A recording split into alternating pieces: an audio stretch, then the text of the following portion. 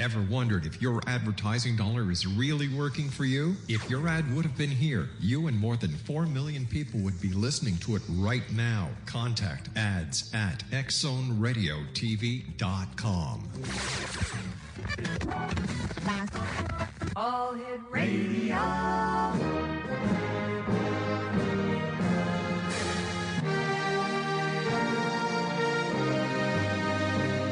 Welcome to the X Zone, a place where fact is fiction and fiction is reality. Now, here's your host, Rob McConnell.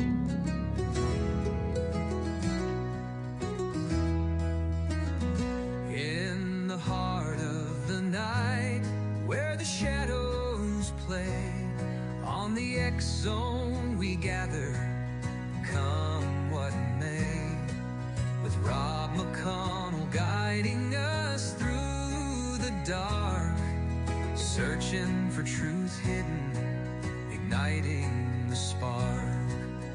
Whispers of spirits, both gentle and bold, tales of the ancients in the stories retold, from haunted old houses to the echoing halls, we seek the unknown where mystery calls.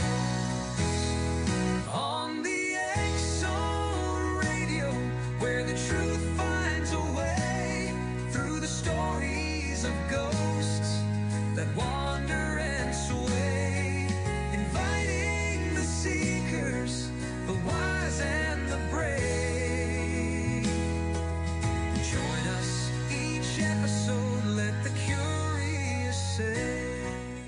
And welcome back to the X Zone, everyone. I am Rob McConnell, and for the next 2 hours, I'm your host and your guide, as together we will cross the time-space continuum to this place that I call the X Zone. It's a place where people dare to believe and dare to be heard. It's a place where fact is fiction, and fiction, well, 9 times out of 10 is reality. And we come to you Monday through Friday from 10 p.m. until midnight, right here on the CanCom Broadcast Network and on your hometown radio, Classic 1220, CFAJ AM, right here in St. Catharines.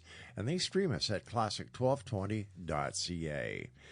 My guest this hour is Gail Rubin. She's the author of A Good Goodbye, Funeral Planning for Those Who Don't Plan to Die, Kicking the Bucket List, 100 Downsizing and Organizing Things to Do Before You Die, and Hail and Farewell, Cremation Ceremonies, Templates, and Tips, and the Before I Die Festival in a Box.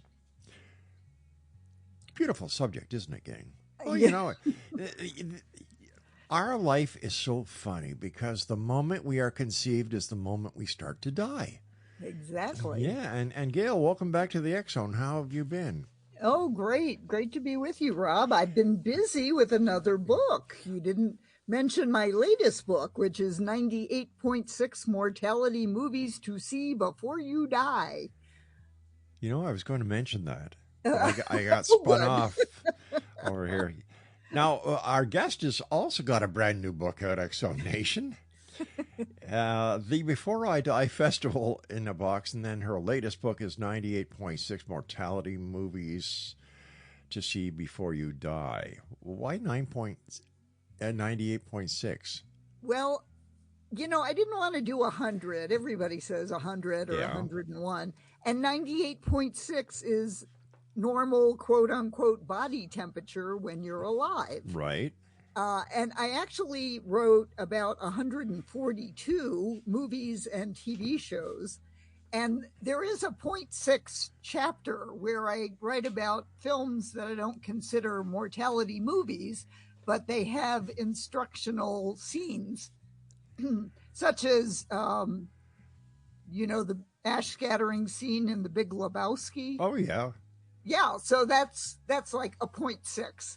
Or the funeral in 4 Weddings and a Funeral, or the chaos in the dining room with Grandma's cremated remains on the mantle from Meet the Fockers. Oh, that was a good one. I like that one.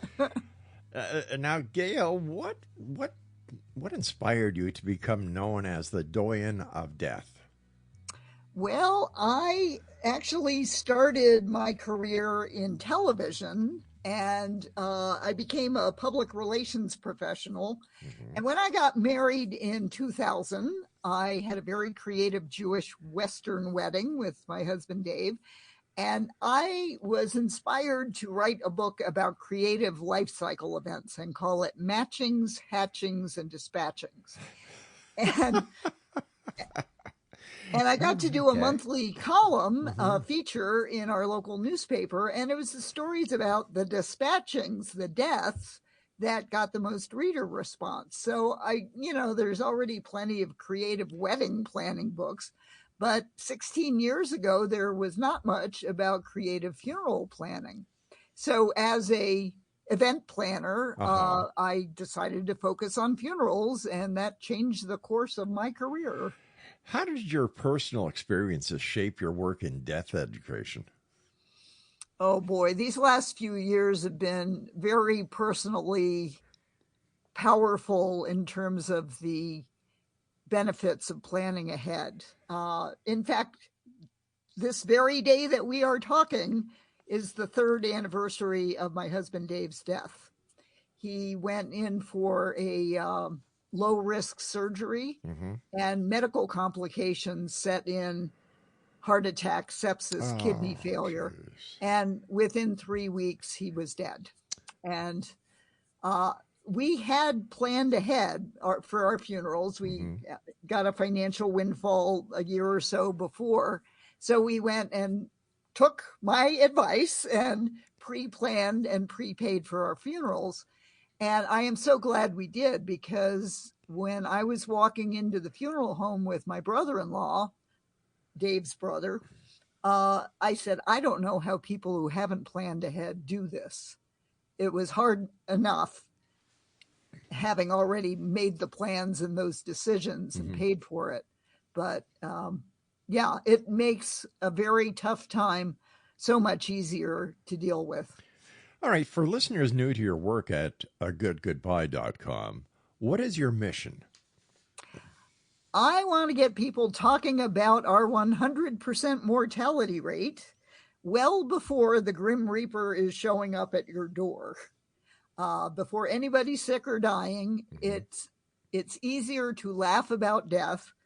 And I find humor is a great way of breaking the ice to talk about these things. I was one of the first people in North America to hold the Death Cafe, which comes to us from the United Kingdom. That's an opportunity for people to get together, have a little coffee or tea, some cake or cookies, and talk about what's on your mind about mortality issues. It originated in the United Kingdom in 2011, and I held my Death Cafe first one in September of 2012. Why do you think so many people avoid talking about death? Well, they're afraid of it.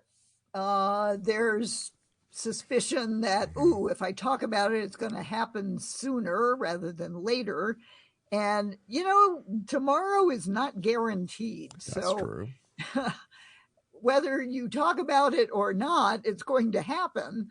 And it's better to talk about it. And that's why I use humor very often to get people over that hesitancy. And I have found movies and TV shows are really great conversation starters. How has society's view of death changed over the past decade, in your opinion? Well, I think it's starting to become more acceptable to talk about it. Could be because the baby boomers are turning into the silver tsunami that's about to crash on the shore of mortality. But also there's a rising number of people deciding to be death doulas, usually women, who will help people plan for the end of life, either working with a person who knows they're dying or their families, and just helping to educate people about the whole dying process. Now, it's interesting. I consider myself a death educator. I don't particularly want to be with people when they're dying. But by reaching them well before death, it enables me to be funny, to use the films and TV shows to talk about topics. And the whole thing about films and TV is it's more memorable. It sticks in people's brains better. So by combining information with entertainment, it's a very powerful combination to educate people and get them to take action to plan ahead. In your opinion, why is it important to lighten up the conversations about death? Well, because it does make it easier to talk about it. But you have to do it carefully, because if people are at death's door, if death is already in the vicinity, it's very hard to be humorous. And so you have to walk a fine line in terms of lightening the conversation. And before we go to the break, what are some of the biggest myths about people and about funerals and the end of life planning? Oh boy, there's so many of them. Well, one is that to pre-plan a funeral is not going to make it happen, but it will also educate your loved ones about what you would want. Right. Which is the big question that comes up when somebody dies. What would they have wanted? But when you've already worked out and communicated your wishes, that helps a lot. Unfortunately, there are a lot of family members, when you try and bring up the topic, they're like, oh, you're not dying anytime soon. We don't have to talk about this. And they'll put it off. So you want to be able to use humor, I think, is a really good way of breaking down that kind of, oh, don't be morbid. And it's like, I'm not being morbid. I'm being practical. Yeah. Exonation, our guest this hour is Gail Rubin, and her website is agoodgoodbye.com. And Gail and I will be back on the other side of this break as the Exxon continues with yours truly, Rob McConnell, from our broadcast center and studios in St. Catharines, Ontario, Canada. You're listening to us on the CanCon Broadcast Network and on your hometown radio, Classic 1220, CFAJ AM 1220 in St. Catharines and the surrounding areas. And they stream us as well, not only live on air, but at classic1220.ca. Don't go away. Whatever you do, don't die. Well, not yet. It's all going to happen, but stick around for the rest of the show. Igniting the spark, whispers of spirits, both gentle and bold. Tales of the ancients in the stories retold. From haunted old houses to the echoing halls, we seek the unknown where mystery calls. On the Exo Radio, where the truth finds a way through the stories of ghosts that wander and sway, inviting the seekers, the wise and the brave.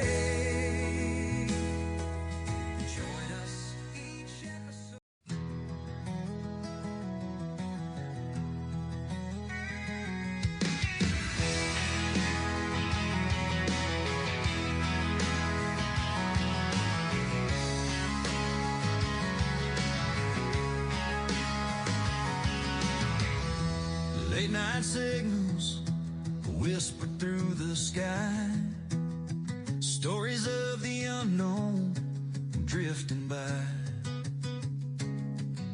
From shadows deep to stars above, the truth and mystery, what we dream of. From a humble start on AM air, a voice in the night reaching everywhere. St. Catharines heard that distant tone. Rob McConnell's voice, the X-Zone. Through the years, through the questions and the trials. Now we're back on 12:20 a.m. Classic sound, it begins again. CFAJ, your hometown radio, where the truth and the strange still flow. From Ontario skies to the great unknown, with Rob McConnell on the X-Zone. Gail Rubin is my guest this hour, X-Zone, goodgoodbye.com. And Gail, what are some of the different cultures that deal with death differently, and what can we learn from the different cultures? Well, let's start with Mexico and Day of the Dead, Dia de los Muertos. I actually got to go to Mexico for Day of the Dead, which is like right after Halloween. And they celebrate death and life. It's a huge celebration where people go to the graveyard and take food and candles and flowers and pictures, and they'll spend the entire night hanging out at these graves. Can you imagine people in North America doing this? Yeah, I can, as a matter of fact. And in this show, we talk to them all the time. Well, and just recently, the tomb sweeping festival in Japan happens. And so people will go and clean the headstones, take food, have picnics, and remember their loved ones. So, and that people used to go have picnics in cemeteries here in North America. There were actually people doing that in the Victorian era, but that's not done so much anymore. The kind of death avoidance really plays into that. You see, my culture and my ancestry is Irish. And when somebody passes, we celebrate their life. Yes, the Irish wake. Yep, that's right. And do you know what the difference between an Irish wake and an Irish wedding is? What? One less drunk.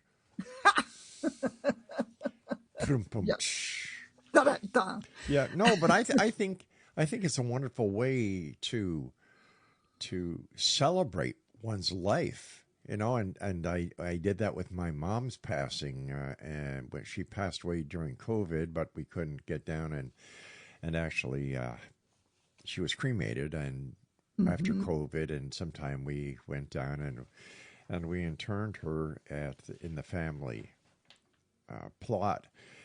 And we celebrated my mother's life, and people were laughing in the church. They were smiling and they were nodding their head, and I remember other relatives that passed away, and my God, it's so depressing. I think that when we look at a person's life and we celebrate their life, we each take something away with us that will mean something to us, and we'll say, yeah, I remember when Lottie did that. Oh, she was a card, and this kind of thing. So I fully appreciate my Irish heritage when it comes to dying, and of course I also admire my Irish heritage for Guinness and a few other things too. Talk about spirits, but I think that more people should celebrate, and like in Japan, when you were saying that they were cleaning off the headstones and doing this, doing that, and it makes a lot of sense that it's going to happen to each and every one of us. Well, and I've had a very interesting year this past year. So in the previous section, I mentioned my brother-in-law. Yes. He died unexpectedly. Oh, no, I'm sorry. March of last year. And he was a artist and an art professor. And he did a whole series about Route 66. And of course, I live in Albuquerque, New Mexico, and Route 66 goes right through here. And in his will, he said he wanted to be cremated and have some of his ashes put in the cemetery where his parents and brother are buried, and then have the rest scattered along Route 66.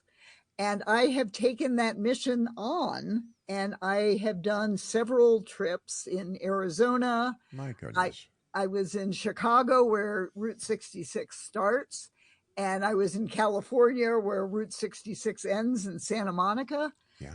And I just did a trip from Albuquerque to just east of Tulsa.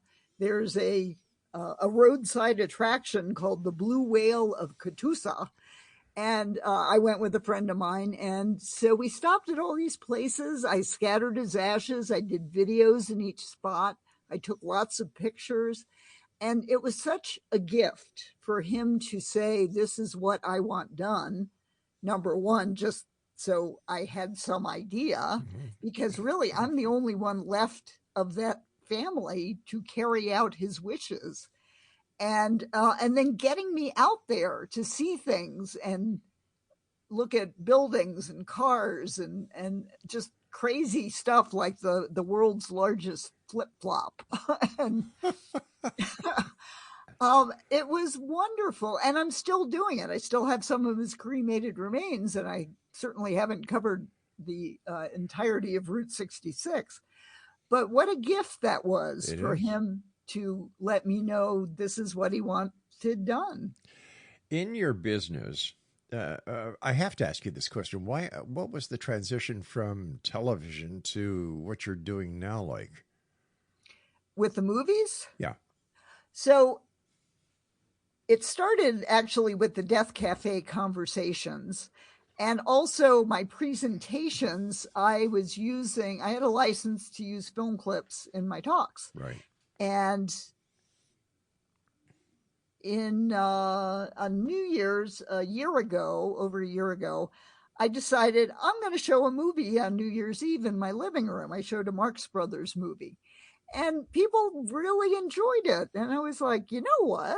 I think I'll start showing, these movies that I consider mortality movies that have lessons that we can learn and apply to our mortality. Now, how can a Marx Brother movie do that? Well, not the Marx Brothers, okay. But I just realized, hey, I can show movies in my living room.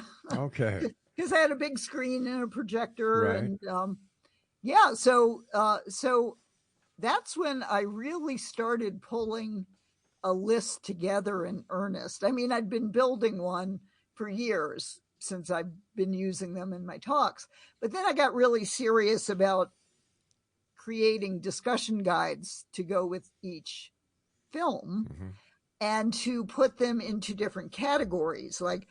So I've got chapters on movies about funerals and funeral directors, medical treatment and end-of-life issues, grief and growth, mortality and living fully, afterlife visions. That's such a rich category. There's so many cool films that ponder what happens after this physical lifetime. Animated films, documentaries, hard to categorize films, and then the TV shows.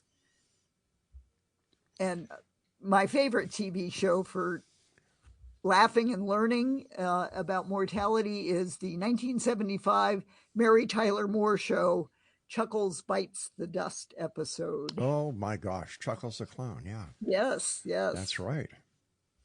Because, Chuckles is chosen to head up a circus parade when it comes to town. He's dressed like his character, Peter Peanut, and a elephant decides he wants a snack.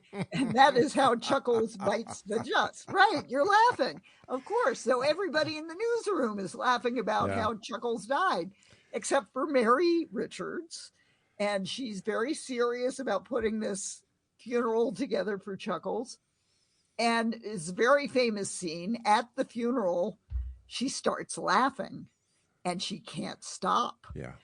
And then she gets very embarrassed about all of it. But the last scene in that episode, they all go back to her apartment for coffee, and they talk about what each of them might want. Mr. Grant says, I just want to be stood outside in the garbage with my hat on. Betty White says, I want to be cremated and have my ashes scattered on Robert Redford. And what did Ted say? Ted Baxter says, I'm not going. He plans to be frozen. Right. Oh, my heavens. Yes, I can see what you mean. And it's so wonderful. What is your number one all-time favorite death movie? Oh, it's so hard to identify just All right, one. Give me three. All right. Well, for Afterlife Visions, Defending Your Life. Okay. The Japanese film Departures is beautiful. And it did win an Oscar for Best Foreign Film in 2008, I believe that was. And for medical discussions, Wit. That was actually a Pulitzer Prize-winning play. And Emma Thompson plays a professor who has advanced ovarian cancer.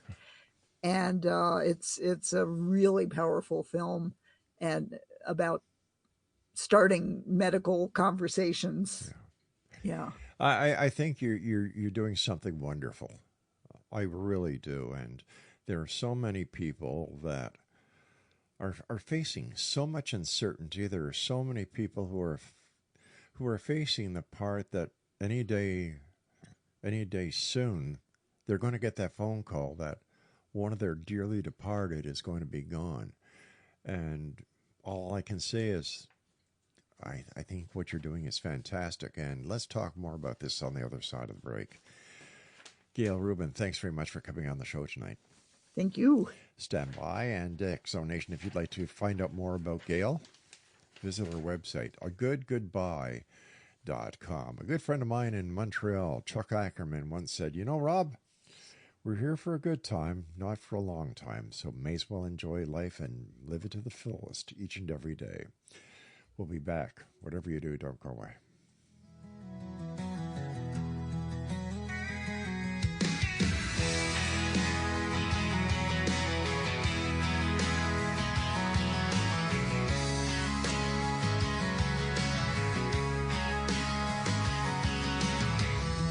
Late night signals whisper through the sky, stories of the unknown drifting by, from shadows deep to stars above, the truth and mystery of what we dream.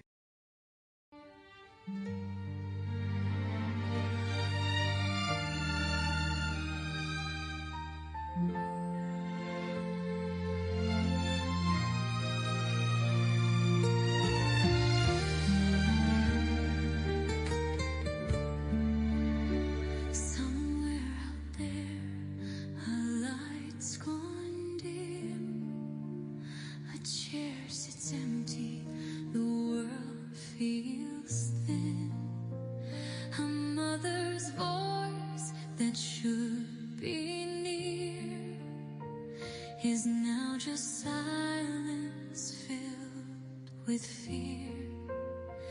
The days grow longer, the nights grow cold. Questions unanswered, prayers unfold. A family waits through endless pain, hoping to hold her once again. If you know something, if you see the truth, you can be the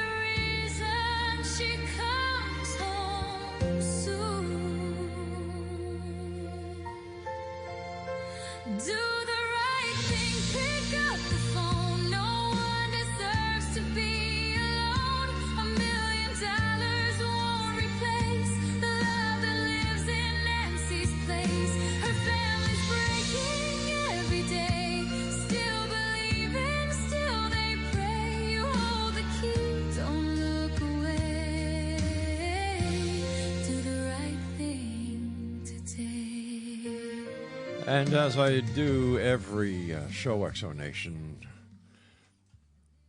whether you have a major clue, whether you have an idea, whether you heard something that somebody said that might shed light on the disappearance of Nancy Guthrie, who, because of the news cycle, has worked her way down to the bottom, which I find repulsive. Do me a favor. No matter where you're listening to the show, across Canada, throughout the United States, anywhere, if you have information, directly or indirectly, if you have an idea, if you have a suggestion, if you've got that gut feeling, do me a favor. Pick up the phone and call 1-800-CALL-FBI. Share the information with the good folks at the FBI, and maybe together we can bring some conclusion to the story of Nancy Guthrie, her disappearance. People just don't fall off the edge of the world, Exxon Nation. They just don't. So if you have any information, do the right thing. Pick up your phone and call 1-800-CALL-FBI today. Our guest this hour is Gail Rubin, agoodgoodbye.com. Gail, doing the job that you do, I'm sure that you have had some out-of-this-world requests by some people when it comes to the final farewell. I was wondering if you could share some of those with us. Wow. Well, yes, I am a certified funeral celebrant. Mm-hmm. So I've had the opportunity to work with a number of different families celebrating the lives of their loved ones. In fact, I just recently did a memorial service, ash scattering up in the mountains of New Mexico, in the Jemez Mountains. It was a woman, she was actually younger than me, which always gives one pause when people younger than you are dying. Yes. But she was a wonderful woman, and her husband and two daughters wanted to do a kind of a picnic up in the mountains to celebrate her life. And they found a spot that was right next to a mountain stream. So we scattered some of her ashes in the stream and threw flowers in, and that was really quite lovely. But the funny thing was, I had put together a playlist on my Spotify of specific songs they had asked for. And we're up there in the mountains. I have like no cell phone service. And for some reason, the playlist wasn't coming up on my phone. But because I had played the songs, it was there that I could pull them up. I just had to like hold my phone way up in the air. And I swear this woman's spirit was there to help me download on, one or two bars on my phone, the songs that her family wanted played. So that was a really cosmic kind of occurrence at one of these celebrations of life. That is truly beautiful. That is truly beautiful. I felt her spirit. I don't doubt that at all. A lot of people say, oh, come on, you don't feel spirits. There's no such thing. Once you're gone, you're gone. I beg to differ. Doing this show for 35 years, talking to the people that I've talked to, all these people cannot be wrong. Yeah. They cannot be wrong. And some of the stories are heart-touching. And there are mediums out there who, like you, perform a service where they contact the departed and allow the person on this side of the veil to have closure. Now, I'm good friends with a psychic named Tammy Holmes. Right. And she's done 2 readings for me. The first one was after my husband died, and that was very comforting, that he was sending messages of love and that he was fine. And my parents died, my in-laws died. And the second reading, no, the first reading, I had an old boyfriend before I married Dave, who I stayed friends with, and he got COPD really bad and died on hospice. I was his hospice contact. Right. But he was very much an intellectual, and he did not believe in any kind of life after this physical lifetime. Right. When you're dead, you're done. And so I asked her, well, is Gary there? And Gary was there. And he was like, oh, I'm learning so much. He's probably hanging out with Albert Einstein. I don't know. But he was learning a lot, and he was going on very enthusiastic about it. And I said, Gary, you said you didn't believe in life after this life. He said, well, I was wrong. Wow. Yeah, and the people that I've had on the show who have had near-death experiences, when they come back, they have a totally different outlook when it comes to dying. Much more at peace. Yeah. They're not afraid to die. Yeah. Yeah. And the majority of them don't want to come back when they're on the other side. Right. No pain. Yeah. Lots of love and light. Yeah. And I think that Mother Nature's been giving us the lesson that you just don't cease to exist. And like the example I like to use is when the caterpillar goes into the cocoon and goes through the metamorphosis and comes out a butterfly.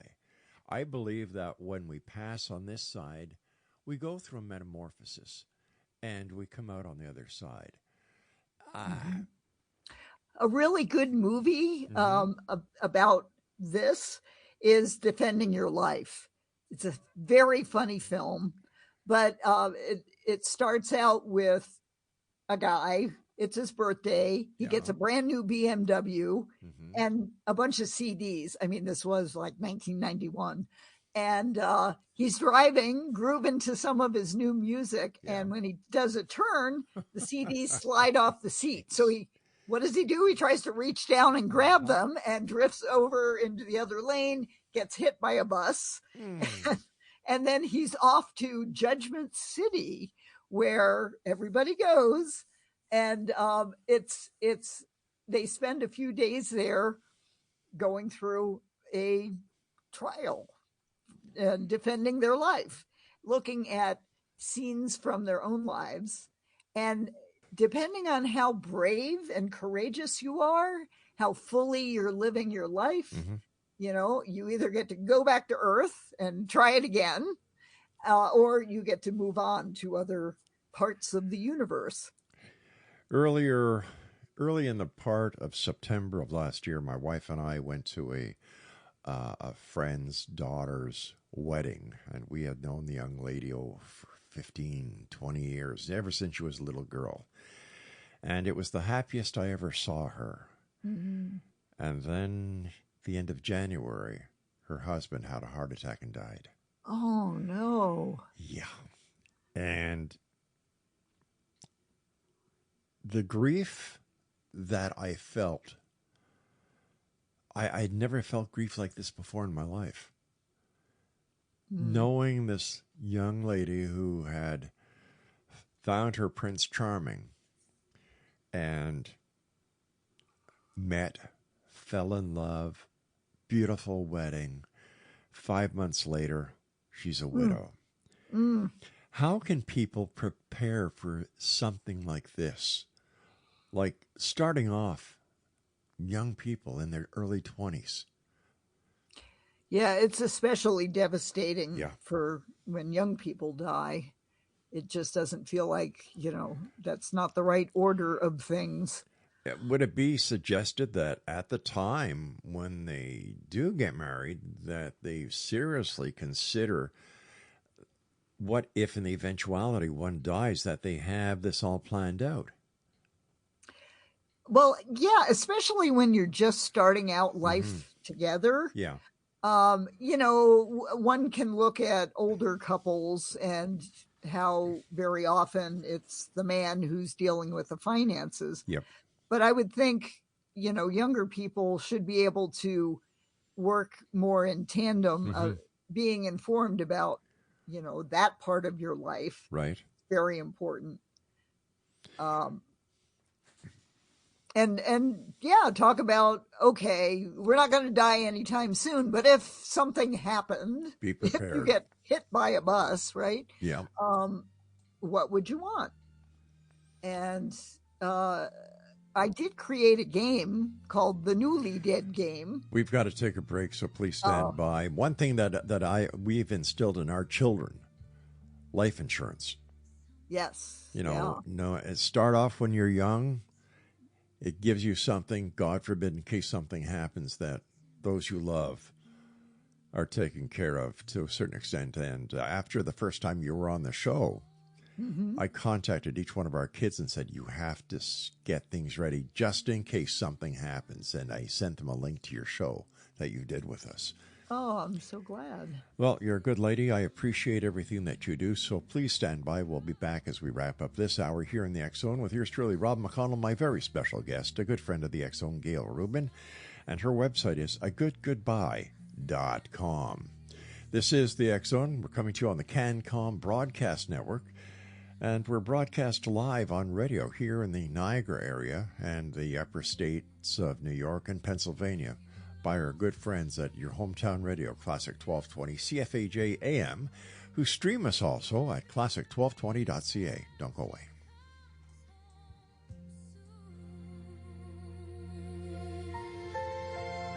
Do the right thing, pick up the phone. No one deserves to be alone. $1 million won't replace the love that lives in Nancy's place. Her family's breaking every day, still believing, still they pray. You hold the key, don't look away.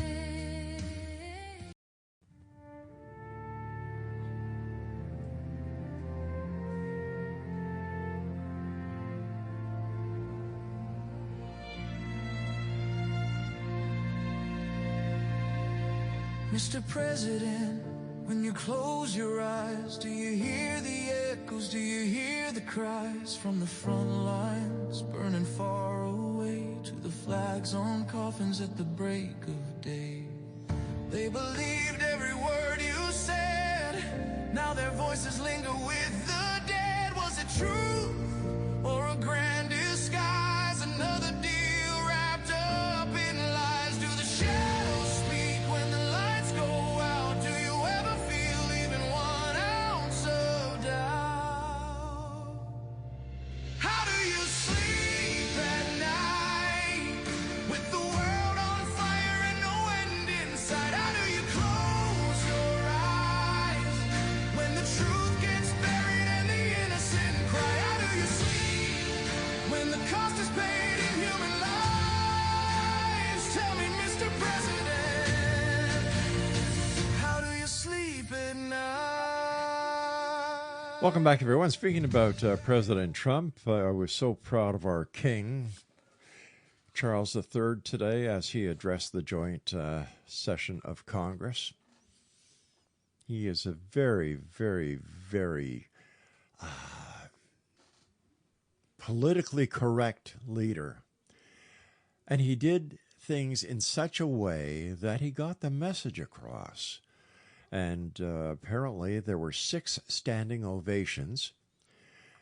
There were no boos.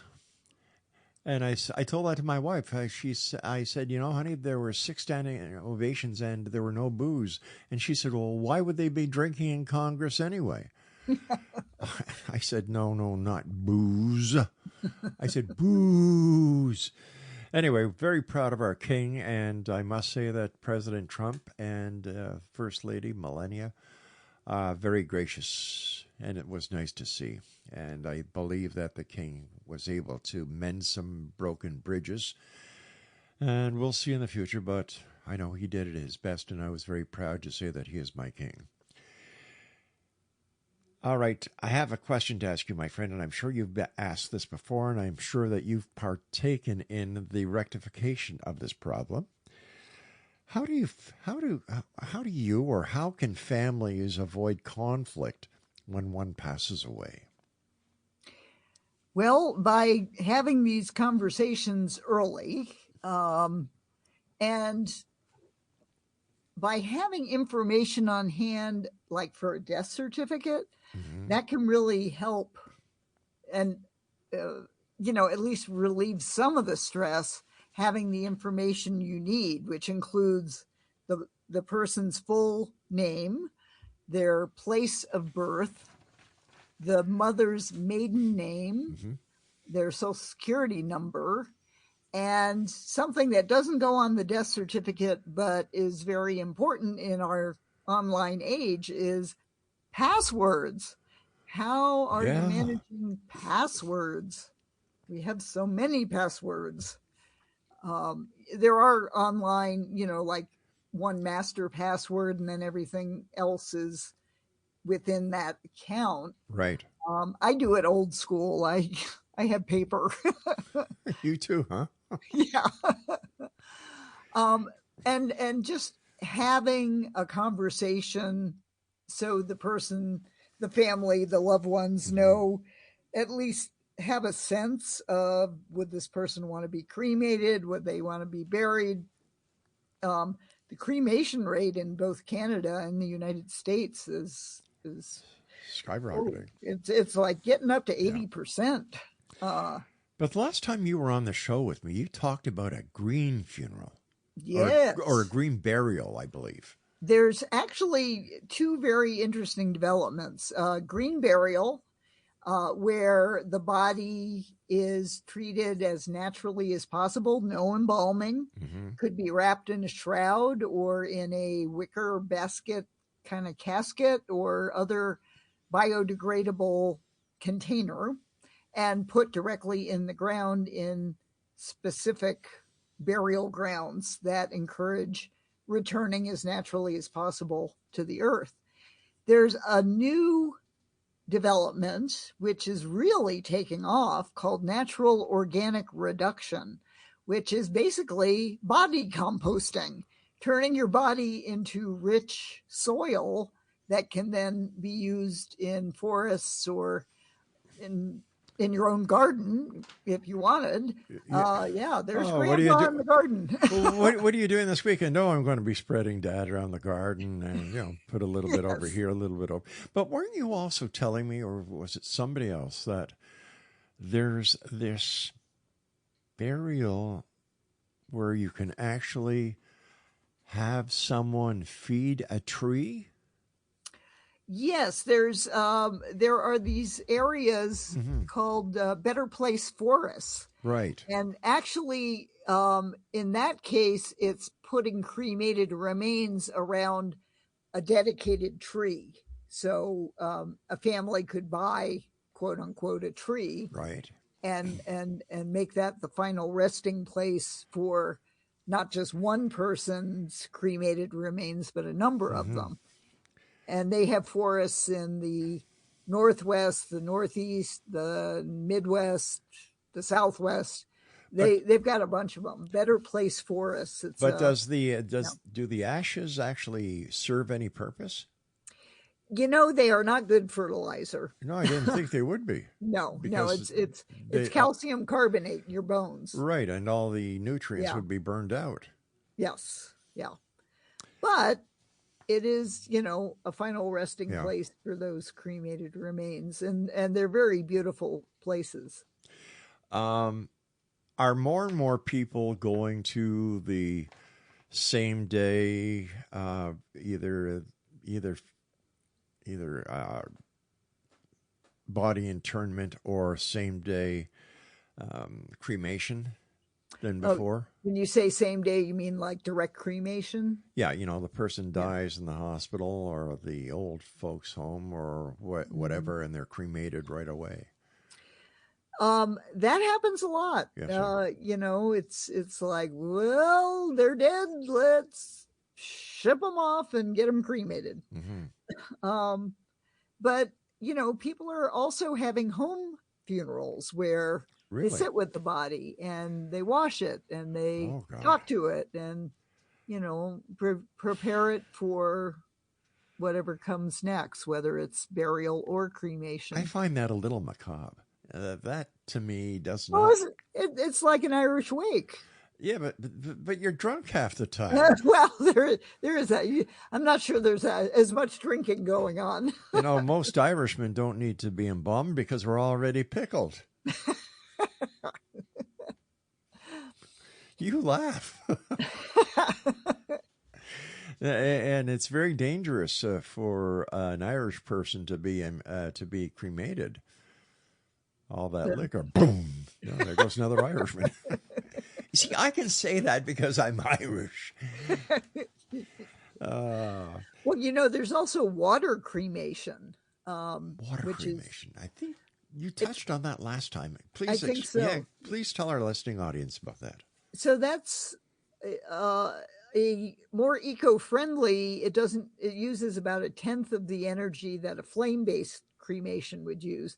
The body is put into a tank that holds about 40 gallons of water. Right. Add alkaline chemicals and bring up the temperature. Depending on the system, it might also add pressure. But basically, the chemical and the warm temperature creates a slurry. Well, it basically dissolves the flesh and Right. leaves the bones. And the liquid becomes actually very rich fertilizer liquid.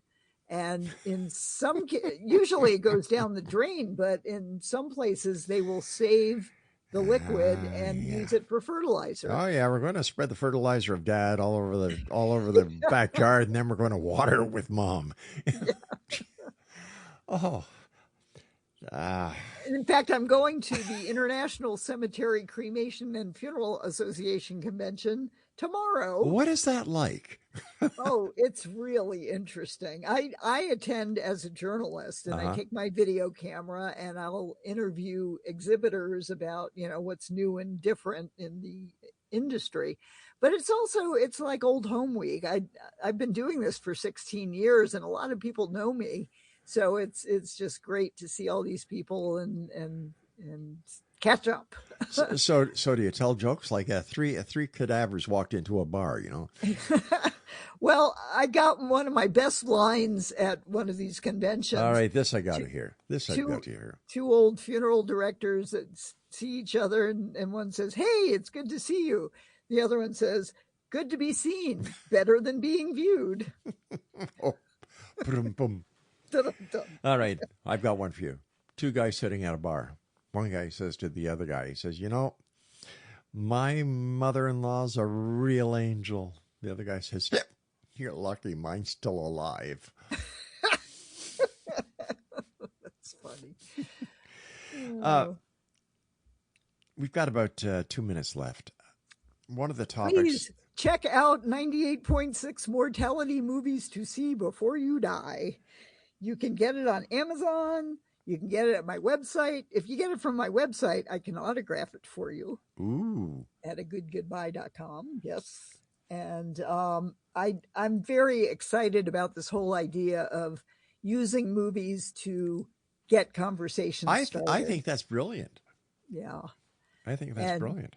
I'm hoping it changes the world and gets more conversations started. Yeah, better watch it while you're alive, because once you're gone, you can't. That's right. Well, I've been signing the books. Enjoy the movie of your life and plan ahead before the final credits at the end. What are your final thoughts for the X-Zone Nation tonight? Oh, truly enjoy your life. I love what you said earlier about, we're here for a good time, not for necessarily a long time. And, tell the people you love that you love them. Yeah. Take the pictures, go on those trips that you've been putting off. I'm sad to say on this anniversary of my husband's death that there were family members and friends that we somehow never got around to visiting. I see. And then I've gone and visited them since he died.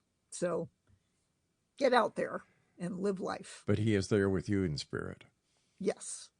Gail, thank you so much for joining us. Thank you. It's always great to be with you. And just keep the great work that you're doing. And if you hear any good jokes over the next couple of days, do me a favor, send me an email. Okay, I will. Take care, my dear friend. You do. Good night, Gail. Exonation, Gail Rubin has been our guest this hour. Her website, agoodgoodbye.com. I'll be back on the other side of this break as the X-Zone continues, as we continue talking about the weird, the strange, the bizarre, from UFOs to Bigfoot, from Bigfoot to ghost hauntings and things that go thump in the night. And I'm not talking about your brother-in-law who's coming home drunk again. I'm Rob McConnell. We'll be back as we continue here on the CanCom Broadcast Network. And, of course, our good friends at Classic 1220, CFAJ AM, who stream us at classic1220.ca. Mr. President, when you close your eyes, do you hear the echoes? Do you hear the cries from the front lines, burning far away, to the flags on coffins at the break of day? They believed every word